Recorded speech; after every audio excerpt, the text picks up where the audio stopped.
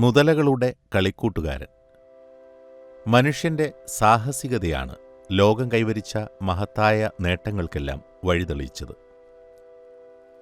അതിനു പിന്നിലുള്ള ത്യാഗവും അർപ്പണ മനോഭാവവുമൊക്കെ നാം നന്നായി മനസ്സിലാക്കേണ്ടതുണ്ട്. പൊട്ടാസ്യം സയനൈഡിന്റെ രുചി എന്തെന്നറിയാൻ സ്വന്തം ജീവിതം തന്നെ മഹാനായ ഒരു ശാസ്ത്രകാരൻ ഹോമിച്ചുവത്രേ. എന്തിനു നാം അകലേക്ക് പോകുന്നു? മലയാള മനോരമയിലെ പ്രശസ്ത ഫോട്ടോഗ്രാഫറായിരുന്ന വിക്ടർ ജോർജിനെ ഓർക്കുന്നില്ലേ? പല സംഭവങ്ങളുടെ നടുവിലേക്കും സാഹസികമായി കടന്നു ചെന്ന് ദൃശ്യങ്ങൾ പകർത്തുന്നതിൽ അദ്ദേഹം അസാമാന്യ പാടവമാണ് പ്രദർശിപ്പിച്ചിരുന്നത്. ഒരിക്കൽ ഉരുൾപൊട്ടലിന്റെ ഭീകര ദൃശ്യങ്ങൾ പകർത്താനായി വിക്ടർ ഒരു കിഴക്കൻ മലയോര ഗ്രാമത്തിലെത്തി. ഉരുൾപൊട്ടലിന്റെ ശബ്ദം കേട്ട് തന്റെ അമൂല്യമായ ക്യാമറ ഉയർത്തിപ്പിടിച്ചുകൊണ്ട് അദ്ദേഹം ഒരു വലിയ പാറയ്ക്ക് മുകളിൽ കയറി നിന്നു. കുന്നുകളെയും മരങ്ങളെയും കുത്തിമറിച്ചിട്ടുകൊണ്ട് ഒരു കാട്ടുപോത്തിനെപ്പോലെ അലറിക്കൊണ്ടുവന്ന മലവെള്ളപ്പാച്ചിലിൽ വിക്ടറും ഒലിച്ചുപോയി. വളരെ ദൂരെ നിന്നാണ് സാഹസികനായ ആ ഛായാചിത്രകാരന്റെ ചേതനയറ്റ ശരീരവും ക്യാമറയും കണ്ടെത്തിയത്.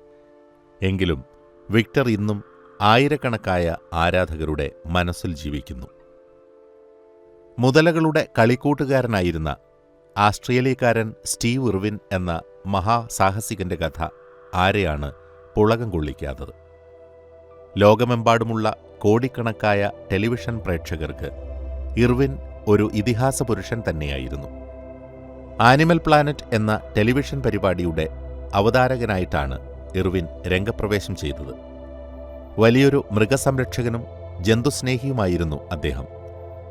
മുതലകളുമായുള്ള അദ്ദേഹത്തിന്റെ സഹവാസം ആരെയും അമ്പരപ്പിക്കുന്നതായിരുന്നു. മുതലകളോട് മാത്രമല്ല, മറ്റെല്ലാ ജന്തുക്കളോടും ഇർവിന് സ്നേഹമായിരുന്നു. വന്യമൃഗങ്ങളെയും ജലജന്തുക്കളെയുമെല്ലാം അദ്ദേഹം ഒരുപോലെ ലാളിക്കുകയും പരിചരിക്കുകയും ചെയ്തു. എന്താണ് ഇർവിന് ഇങ്ങനെ ഒരു ജന്തുസ്നേഹമുണ്ടാകാൻ കാരണമെന്ന് പലരും സംശയിക്കുന്നുണ്ടാവും. ഒട്ടും സംശയിക്കേണ്ട.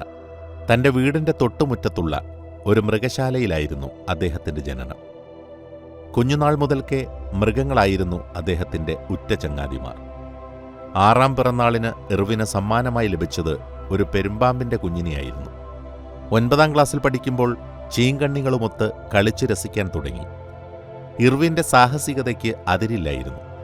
1 മാസം മാത്രം പ്രായമുള്ള തന്റെ ചോരക്കുഞ്ഞിനെ മാറത്തടക്കി പിടിച്ചുകൊണ്ട് ഒരിക്കൽ അദ്ദേഹം ചീങ്കണ്ണിക്ക് തീറ്റ കൊടുത്തത് നിരവധി മാതാപിതാക്കളുടെ ശക്തമായ എതിർപ്പിന് കാരണമായി.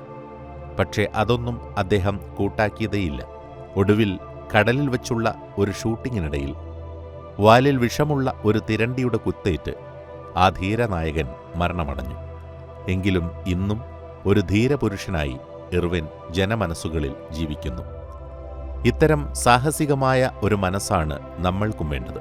സാഹസികതയാണ് മനുഷ്യന്റെ സമസ്ത പുരോഗതിക്കും മൂലക്കല്ലായി മാറിയത് എന്നുള്ള വിക്ടർ യൂഗോവിന്റെ വാക്കുകൾ എപ്പോഴും നമുക്ക് പ്രചോദനമാകട്ടെ.